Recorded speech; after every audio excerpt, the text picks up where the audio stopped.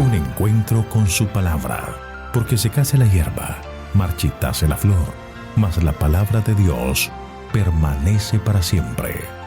Con ustedes, el doctor José Ricardo Arias Quintero.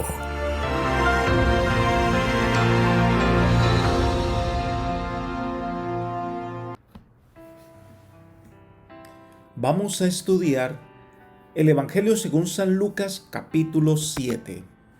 La fe del centurión. Para ello vamos a orar.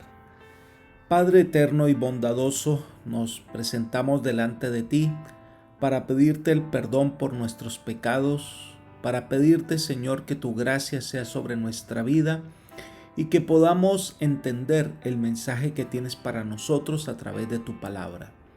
Envíanos la sabiduría celestial. Te lo pedimos en el nombre de Jesús. Amén. El Evangelio de Lucas, de una manera ordenada, nos describe el ministerio de Jesús, pero a la vez está desarrollando ciertos temas relacionados con el Evangelio.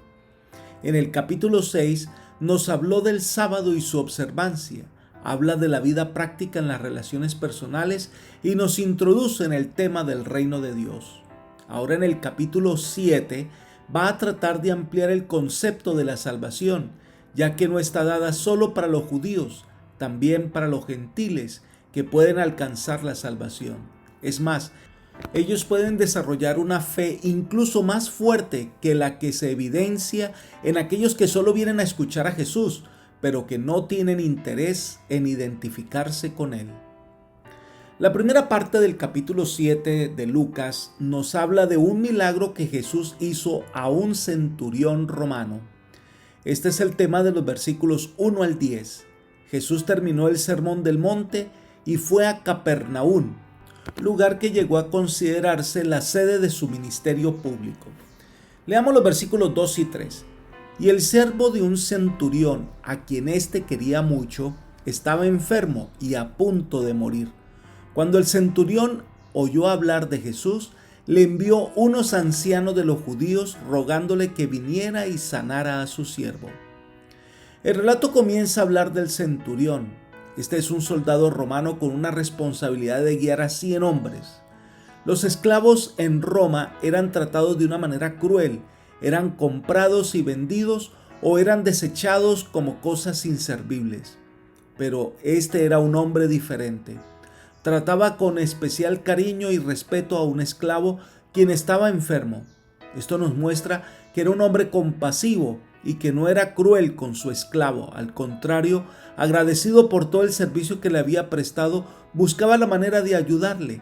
Así que entendiendo la manera en cómo actúan los judíos, pues busca quien pueda mediar por él, por su esclavo, ante Jesús.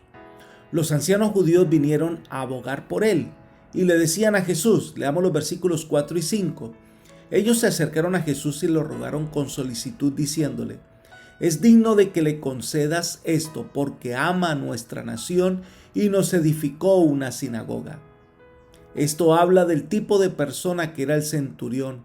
Reconocía que la religión judía adoraba a un verdadero Dios y a pesar de pertenecer al imperio que dominaba a los judíos, que era Roma, este hombre, siendo soldado de esta nación, era apreciado por los judíos y respetaba la religión de los judíos. Este hombre, preocupado por su esclavo enfermo, que al parecer, según los comentadores y Elena de White dicen, que la enfermedad que sufría era de parálisis, una enfermedad que no era dolorosa, pero en el caso de este esclavo estaba a punto de morir. Algo interesante en esta narración que debemos considerar es la seguridad que tenía el centurión de que Jesús podía sanar a su esclavo. Al parecer este hombre nunca había visto a Jesús, pero había escuchado lo que otras personas hablaban de él, también sobre los milagros que había hecho. Así que con profunda convicción sabía que Jesús podía sanarlo. Otro aspecto interesante es que él ni siquiera viene a ver a Jesús, sino que le pidió el favor a los ancianos judíos, que eran ciudadanos principales de la aldea o dirigentes de la sinagoga local, que abogaran por el centurión romano. conocedor de la cultura judía, sabía que no era fácil para los judíos entrar en relación con los paganos o gentiles, así que él no iba a traer incomodidad a Jesús. Por eso busca que algunas personas hablen por él. Y los fariseos vienen y le dicen que él es digno, es decir, ellos juzgan las personas de una manera diferente a como lo hace Jesús. El versículo 6 dice: Jesús fue con ellos, pero cuando ya no estaba lejos de la casa, el centurión envió a él unos amigos diciéndole: Señor, no te molestes, pues no soy digno de que entres bajo mi techo. Jesús se dispone a ir a casa del centurión porque Jesús vino a derribar las barreras de separación, vino a echar por tierra todos los prejuicios. Pero había tanta gente que Jesús no podía caminar rápido. Así que la noticia de que Jesús iba a casa del centurión llegó primero. Entonces el centurión inmediatamente envía a sus siervos para decirle que no se siente digno de que Jesús venga a su casa. La misma narración da a entender que el centurión ve a Jesús y le dice, versículos 7 y 8, pero di la palabra y mi siervo será sanado, pues también yo soy hombre puesto bajo autoridad y tengo soldados bajo mis órdenes, y digo a esto ve y va, y al otro ven y viene, y a mi siervo haz esto y lo hace. Yo tengo autoridad, le está diciendo este hombre a Jesús. Los soldados obedecen a mis órdenes. Tú tienes la autoridad del cielo. La tierra obedece a tu voz. Solo pronuncia una palabra y mi siervo sanará. Creo que aquí evidenciamos a un hombre con mucha fe. Sabía quién era Jesús. Sabía la autoridad que tenía Jesús. Sabía el poder que tenía Jesús. Pero además de eso, confió en que Jesús podía hacerlo. No pertenece al grupo de personas que quieren ver para poder creer, sino que él cree que Jesús puede y entonces verá el milagro. Por eso, la admiración de Jesús ante la fe de un hombre como el centurión, que no era judío, no era discípulo declarado de Jesús. Sin embargo, este hombre tenía una fe, una certeza, una seguridad y una confianza plena en Jesús. Leamos el versículo 9. Al oír esto, Jesús se maravilló de él y volviéndose dijo a la gente que lo seguía: Os digo que aún ni en Israel he hallado tanta fe. Jesús había caminado entre ellos, había realizado muchos milagros y sin embargo, aunque veían, aunque oían, no lo creían. Este hombre no ha estado presente en ningún milagro que Jesús haya hecho. Sin embargo, tenía fe en Jesús. Qué tremenda lección de fe nos da este soldado romano. El milagro se confirma, versículo 10. Y al regresar a casa, los que habían sido enviados hallaron sano al siervo que había estado enfermo. Un milagro que nos enseña que la fe que nosotros debemos tener no es fuerza de voluntad, no es pensamiento positivo, sino una seguridad y convicción de quién es Jesús. Conocer a Jesús y confiar en Él es la base del verdadero cristianismo. El siguiente relato de este capítulo 7 del Evangelio de Lucas, algunos comentadores llegan a la conclusión que este viaje a Naín representa el comienzo del segundo viaje misionero de Jesús y va a ser una de las señales más grandiosas que los hombres hayan visto, la resurrección del hijo de la viuda de Naín, que está en los versículos 11 al 17. Esta población, Naín, no se menciona en ninguna otra parte del Evangelio, por eso es difícil su ubicación. Algunos la identifican con Neín, una aldea que está situada en la ladera norte de un cerro a poca distancia de la llanura de Esdraelón. Neín está ubicada a 40 kilómetros al sureste del sitio de la antigua Capernaum y a unos 8 kilómetros al sur de Nazaret. Pero pues no tenemos certeza de que sea la misma que se menciona en el Evangelio de Lucas.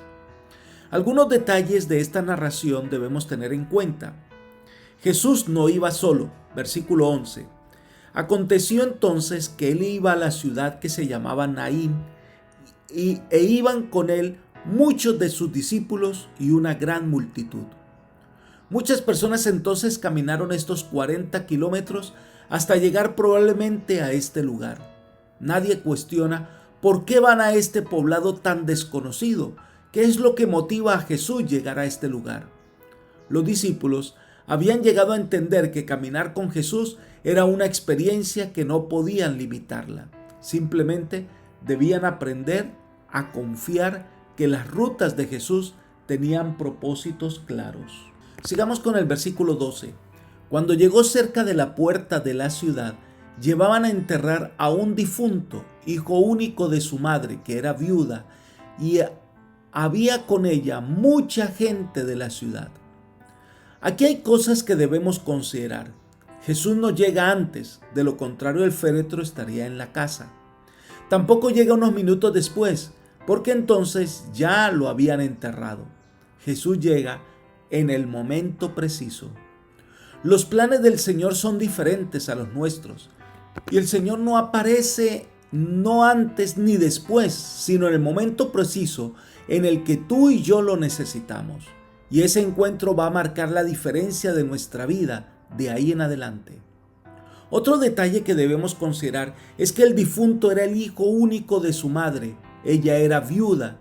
La situación de las viudas desprotegidas y a merced de una cantidad de personas que querían aprovechar su situación para quitarle lo poco que le quedaba, pues era una situación triste. Al leer las profecías del Antiguo Testamento, Dios constantemente reclama a su pueblo el trato injusto que daban a las viudas y a los huérfanos. El caso de esta mujer era desesperado. Mucha gente vino a acompañarla. Pensemos por un momento, ¿qué estaría pensando esta mujer? ¿Cuál sería su futuro de ahí en adelante? ¿Quién velaría por ella? Quizás, llevada de gancho por algunas de sus amigas o vecinas, lloraba desconsolada. Pero en el momento en que pasaba por la puerta de la ciudad, la multitud que acompañaba el féretro se encuentra con la multitud que acompañaba a Jesús. La muerte y la vida se encuentran. Leamos el versículo 13.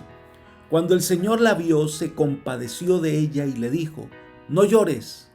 Es interesante en esta narración que hace el evangelista Lucas, que no se registra ningún pedido ni de la viuda, ni de los discípulos, ni de los ancianos de la ciudad. Simplemente Jesús vio el cuadro y entendió la situación. Por eso dice que se compadeció de ella y le dijo: no llores. En labios de otra persona estas palabras podrían sonar muy duras, muy innecesarias. Está en el funeral del hijo, se iba su única esperanza de sustento. Llorar sería lo más natural. Pero cuando Jesús le dijo que no llorara, era porque iba a poner fin a su dolor. Versículo 14. Acercándose, tocó el féretro, y los que lo llevaban se detuvieron, y dijo: joven, a ti te digo, levántate. El acto de Jesús llamó la atención de todos los que estaban allí. En él tocó el féretro. No se acostumbraba a tocar los féretros en aquel entonces, porque solo lo imposibilitaba para participar de los sacrificios del día, ya que quedaba inmundo hasta que se lavase ceremonialmente y fuese purificado. Por eso Jesús, que es la fuente de vida, y a él nada lo contamina. Es allí, ante la admiración de todos, que Jesús no solo toca al féretro, sino que le habla al muerto y le dice: joven, levántate, toma su mano y le ayuda a incorporarse.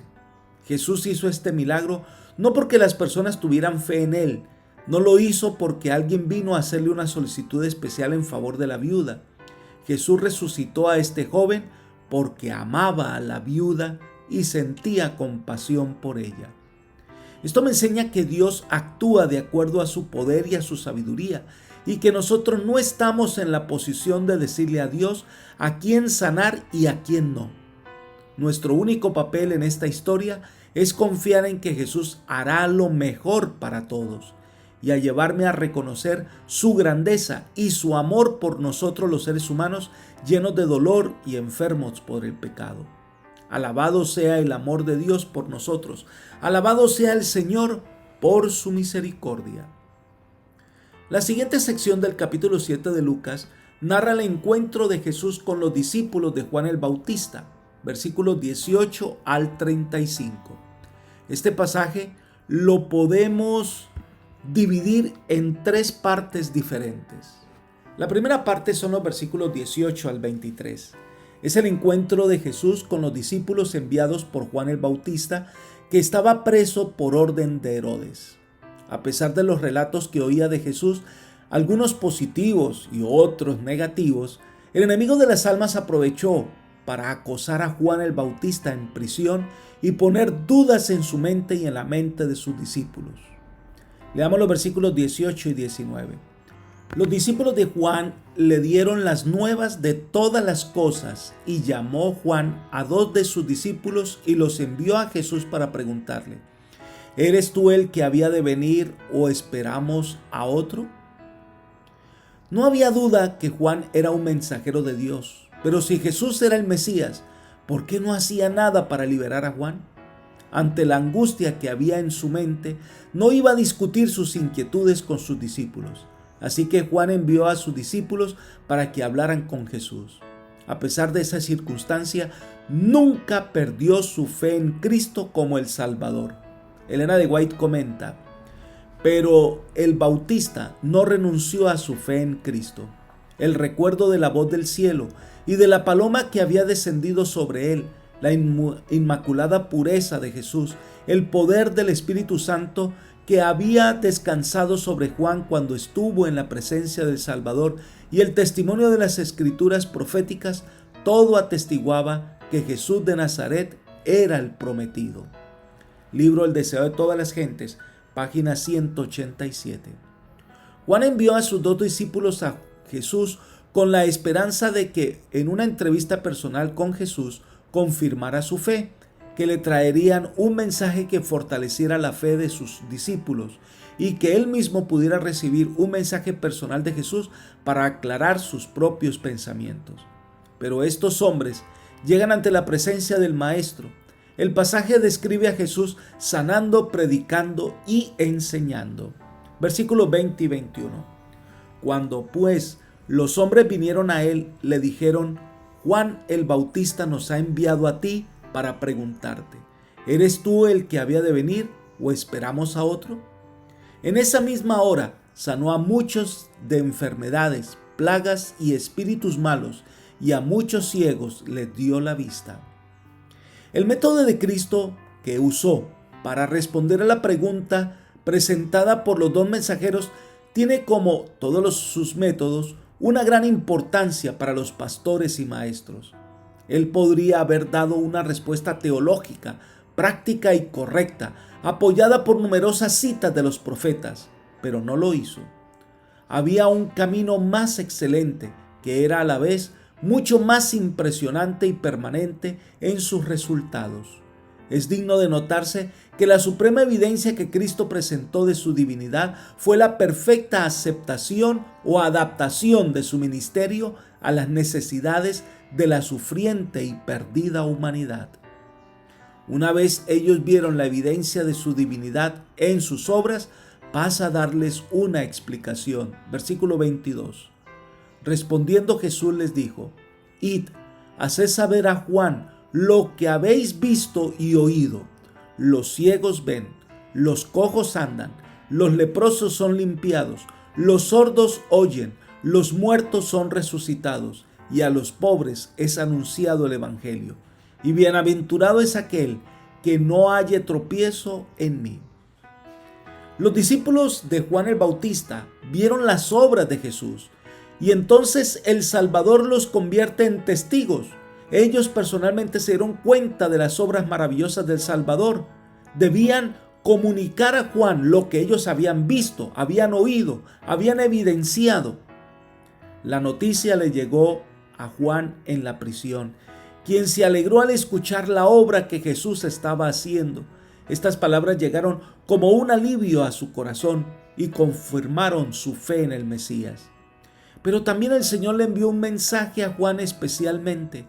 Las palabras, dice Ellen G. White, del Salvador: "Bienaventurado es el que no fuere escandalizado por mí", eran una suave reprensión para Juan, y no dejó de percibirla. Comprendiendo más claramente ahora la naturaleza de la misión de Cristo, se entregó a Dios para la vida o la muerte, según sirviese mejor a los intereses de la causa que amaba. Deseado de todas las gentes, página 189. Sentía entonces que su obra se había cumplido fielmente y estaba listo para aceptar la voluntad de Dios. La segunda parte del relato son los versículos 24 al 30, y se registran las palabras que Jesús pronuncia acerca de Juan después de que los mensajeros salieron llevando las palabras de Jesús a Juan.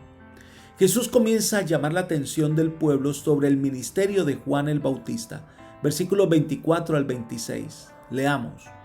Cuando se fueron los mensajeros de Juan, comenzó a hablar de Juan a la gente. ¿Qué salisteis a ver al desierto? ¿Una caña sacudida por el viento? ¿O qué salisteis a ver? ¿A un hombre cubierto de vestiduras delicadas? Pero los que tienen vestiduras preciosas y viven en deleites, en los palacios de los reyes están. Entonces, ¿qué salisteis a ver? ¿A un profeta? Sí, os digo, y más que profeta.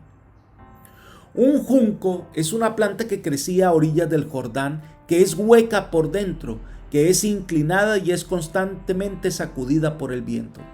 ¿Eso es lo que las personas vieron en Juan?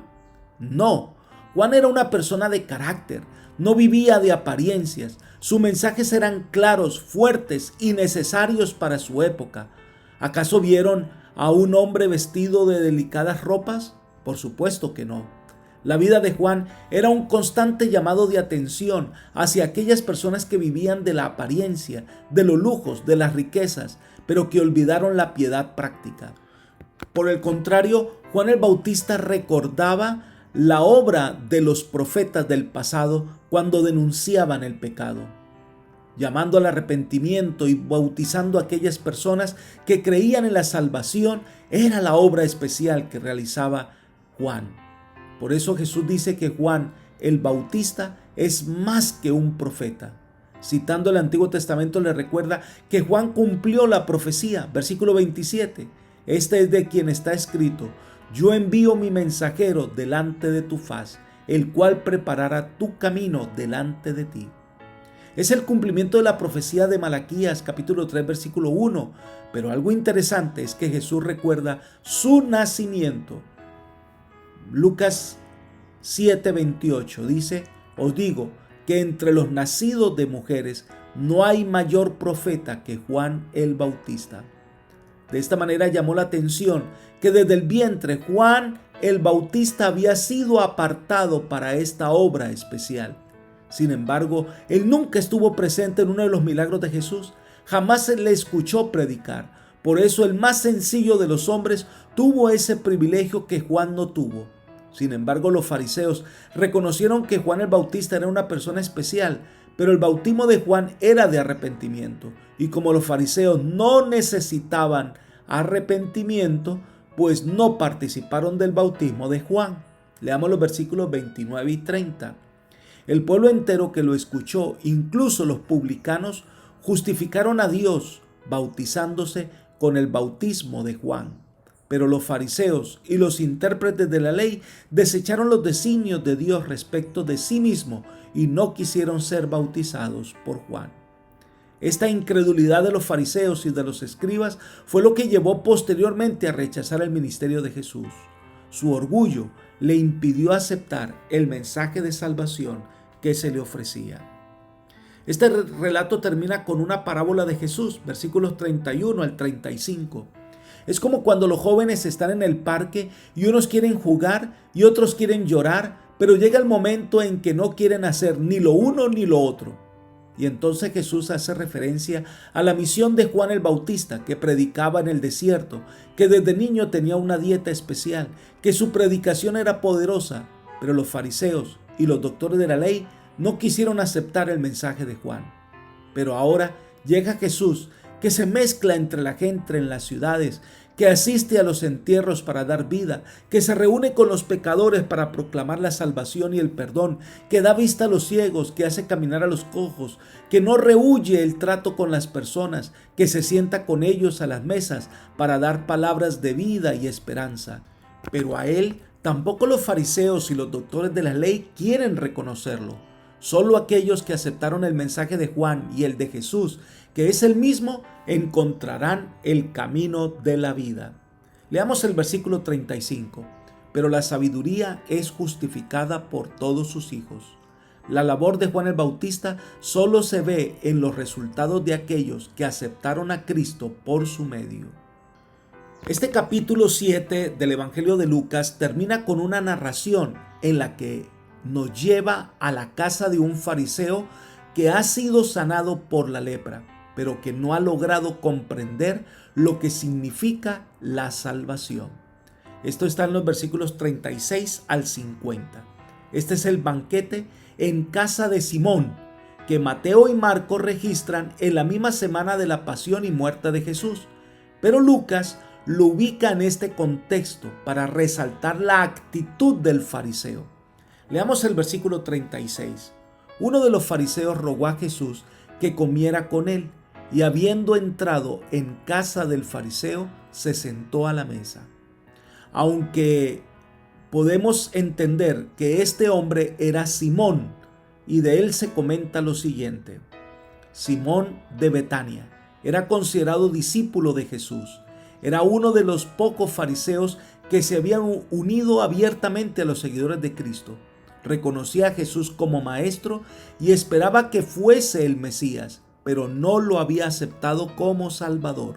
Su carácter no había sido transformado, sus principios no habían cambiado. Libro El deseo de todas las gentes, página 511. Mientras que Mateo lo que quiere resaltar es la actitud de Judas que llevó a traicionar a Jesús, Lucas enfatiza la actitud del fariseo. Jesús le había curado de la lepra. Leamos Mateo capítulo 26, versículo 6. Y estando Jesús en Betania, en casa de Simón el leproso, y como deseaba expresar su gratitud, Simón preparó un banquete e invitó a Jesús como huésped de honor. Ese banquete se celebró en Betania, el día antes de la entrada triunfal de Jesús en Jerusalén, menos de una semana antes de su crucifixión. Además, Lázaro, que había sido resucitado de entre los muertos, según narran los otros evangelistas, había sido invitado junto con Jesús como invitado de honor.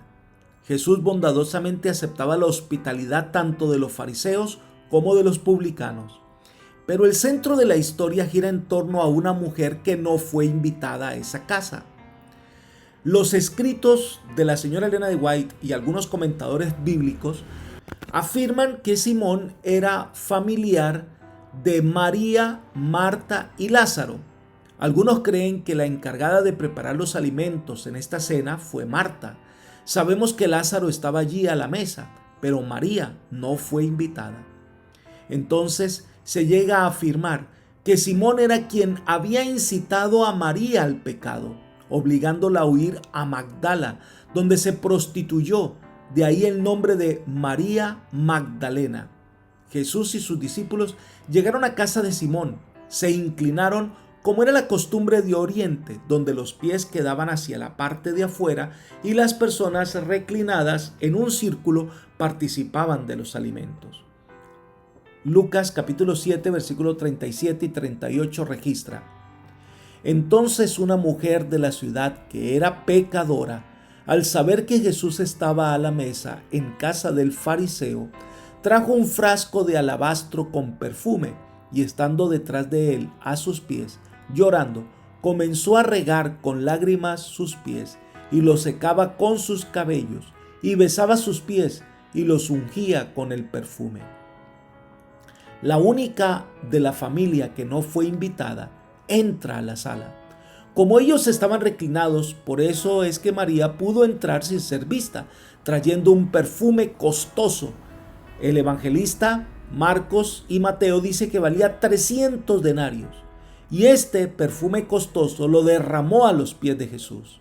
El aroma de tal perfume inundó la casa. Todos estaban curiosos de ver de dónde venía el aroma y se dieron cuenta que esta mujer había derramado este perfume tan costoso a los pies del Señor y los estaba secando con sus cabellos. Esto de por sí era motivo de incomodidad, porque en el oriente las mujeres no se dejan ver el cabello, pero esta mujer dejó ver su cabello para secar los pies de Jesús. Simón, que conocía a esta mujer, que todavía conservaba sus conceptos de fariseo, pensó en sí mismo, dudando que Jesús fuera el Mesías. Versículo 39 leemos: Cuando vio esto, el fariseo que lo había convidado dijo para sí: si este fuera profeta, conocería quién y qué clase de mujer es la que lo toca, porque es pecadora. Dudó de Jesús al no recriminar a la mujer y de permitir que esta pecadora se tomase el atrevimiento de derramar ese perfume en los pies y secarlos con su cabello. Jesús, que entiende todas las cosas, no iba a recriminar a Simón de manera directa a descubrir su pecado, sino que de una manera muy especial iba a llamar la atención de este hombre para que entendiera la gravedad de su pecado y el perdón que el Señor le ofrecía. Leamos los versículos 40 al 43. Simón: una cosa tengo que decirte. Y él le dijo: di, maestro. Un acreedor tenía 2 deudores. Uno le debía 500 denarios y el otro 50. No teniendo ellos con qué pagar, perdonó a ambos. Di pues, ¿cuál de ellos lo amará más? Respondiendo Simón, dijo: pienso que aquel a quien perdonó más. Esta breve parábola se refiere a la gratitud que se siente por haber recibido las bendiciones de la salvación. La parábola se basa sin duda en el principio fundamental de que el aprecio por las bendiciones recibidas está en proporción directa con la necesidad que se siente de recibir esas bendiciones. Solo el que llega hasta el punto de sentir que es completamente desvalido ante Dios está en condiciones mentales apropiadas para apreciar lo que Dios hace por él, ya sea material o espiritualmente. El que no siente necesidad de la ayuda divina confía en su propia capacidad y en sus propios recursos y busca en ellos la solución para los problemas que enfrenta. Cuando Simón le responde al Señor, él mismo se da cuenta que su pecado era mayor, pero que él no amaba a Jesús. Aunque había hecho una cena en su honor, lo había tratado con toda frialdad. Su agradecimiento era de un hombre a hombre. Estaba pagando o devolviendo un favor que había recibido, pero no reconocía la salvación que Jesús le ofrecía. Leamos los versículos 44 al 48. Dice lo siguiente: entonces, mirando a la mujer, dijo a Simón: ¿ves esta mujer? Entré a tu casa y no me diste agua para mis pies, pero ella ha regado mis pies con lágrimas y los ha secado con sus cabellos. No me diste beso, pero ella, desde que entré, no ha cesado de besar mis pies. No ungiste mi cabeza con aceite, pero ella ha ungido con perfume mis pies. Por lo cual te digo que sus muchos pecados le son perdonados, porque amó mucho. Pero aquel a quien se le perdona poco, poco ama. Y a ella le dijo: tus pecados te son perdonados. La pregunta que está en la mesa es: ¿a quién perdonó más? ¿A Simón o a María? Lo importante de la parábola es que ya sea que se debieran 50 o 500 denarios, ninguno de los dos tenía con qué pagar. La única manera de solucionar este problema era el perdón. Pero ¿quién aprecia más el perdón? La señora Elena de White comenta lo siguiente: la frialdad y el descuido de Simón para con el Salvador demostraban cuán poco apreciaba la merced que había recibido. Pensaba que honraba a Jesús invitándole a su casa, pero ahora se vio a sí mismo como era en realidad. Mientras pensaba estar leyendo a su huésped estaba leyéndolo a él. vio cuán verdadero era el juicio de Cristo en cuanto a él. Su religión había sido un manto farisaico. Había despreciado la compasión de Jesús. No le había reconocido como el representante de Dios. Mientras María era una pecadora perdonada, él era un pecador no perdonado. La severa norma de justicia que había deseado aplicar contra María le condenaba a él. Simón fue conmovido por la bondad de Jesús al no censurarle abiertamente delante de los huéspedes. Él no había sido tratado como deseaba que María lo fuese, y vio que Jesús no quiso exponer a otros su culpa, sino que por una correcta exposición del caso, trató de convencer su mente y subyugar su corazón manifestando benevolencia. Una denuncia severa hubiera endurecido el corazón de Simón contra el arrepentimiento, pero una paciente admonición le convenció de su error. Vio la magnitud de la deuda que tenía para con su Señor. Su orgullo fue humillado, se arrepintió y el orgulloso fariseo llegó a ser un humilde y abnegado discípulo. Libro El deseo de todas las gentes, página 521. María había apreciado el don que Dios le ofrecía. Por eso el Señor le dice que sus muchos pecados habían sido perdonados, que podía regresar a su casa en paz. Muchos cuestionaron que ¿cómo así? ¿Quién es este que puede perdonar pecados? Leamos el versículo 49 y 50. Pero los que estaban juntamente sentados a la mesa comenzaron a decir entre sí, ¿quién es este que también perdona pecados? Pero le dijo a la mujer, tu fe te ha salvado, ve en paz. Jesús no va a entrar en discusiones teológicas. Él tiene la autoridad para perdonar pecados y se dirige a la mujer diciéndole, ve en paz, tu fe te ha salvado.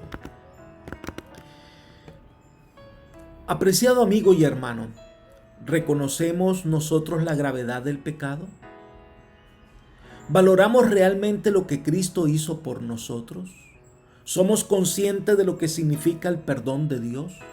Porque solo aquel que reconoce la necesidad del amor de Dios, solo quien reconoce su enorme pecado y su necesidad de salvación y busca al Señor y responde a su amor, éste alcanzará misericordia.